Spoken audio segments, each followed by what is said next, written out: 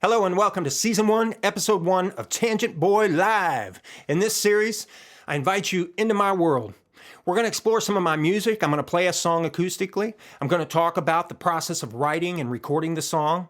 And I'll include links down below so you can download or stream on your favorite site. Secondly, I'm going to talk about some of my favorite foods, favorite treats, some healthy, some not. I think you'll enjoy that. And lastly, I'm going to finish up with some wacky celebrity run-in stories. If you have any of these stories, please comment down below. I'd love to hear about it.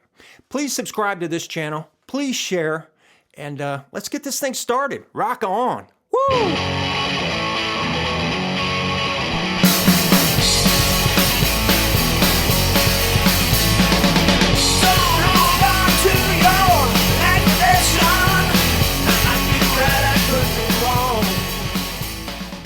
Oh my goodness, might be right. I remember this song fondly. I recorded it back in 1999, I think, and did the first demo of it.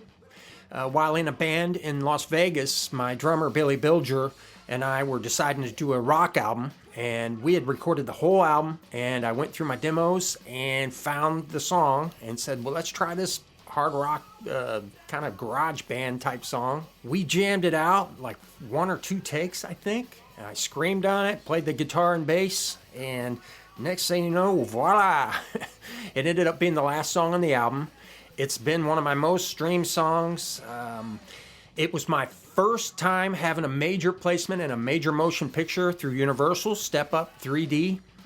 It's on the soundtrack. Since then, it's been in several TV shows, 3 episodes on 3 different seasons of Shameless. Really proud of this song. I had so much fun jamming stuff like this. It's really getting back to my roots because I started playing hard rock music. And man, I just really appreciate it.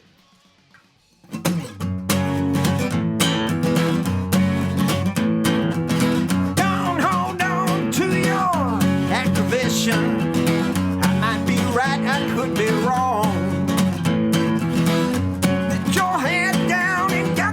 Frustration. I might be right, I could be wrong. I might be right, I could be wrong. I might be right, I could be wrong.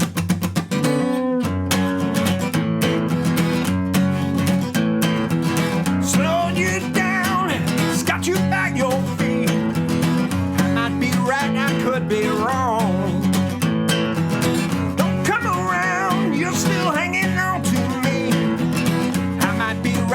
Could be wrong. I might be right. I could be wrong. I might be right. I could be wrong.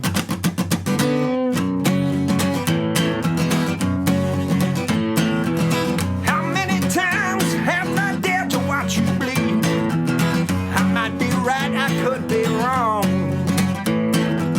Close your eyes. Tell me, what do you think you see? Might be right, I could be wrong.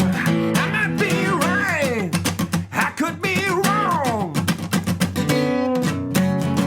I might be right, I could be wrong. Might be right, might be right, might be right, could be wrong.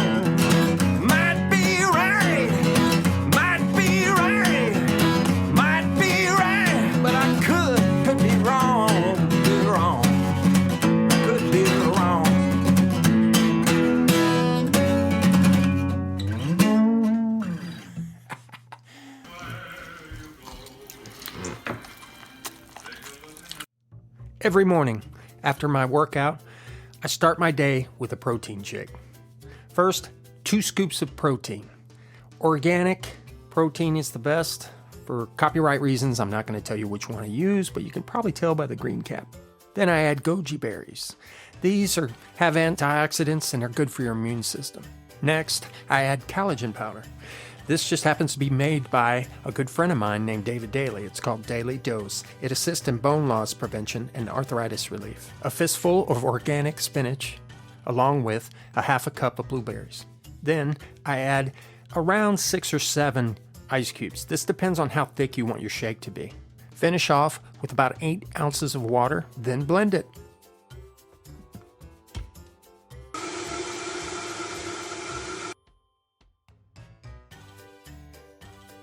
Perfect way to start my day, a healthy breakfast.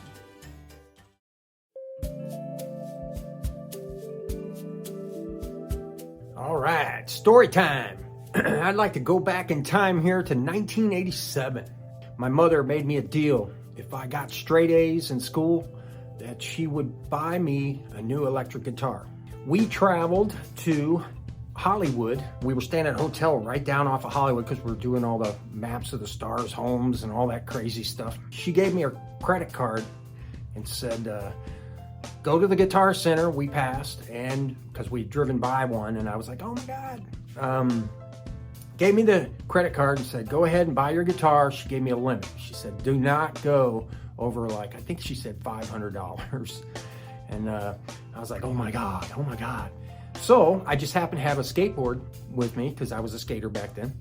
And I got on my skateboard and skated over to the Guitar Center and went in and was amazed. It was the biggest guitar store I'd ever seen at the time. And I recall they had memorabilia from bands like Van Halen, all kinds of stuff. And I was just searching this whole place for a lefty, a Kramer left-handed guitar.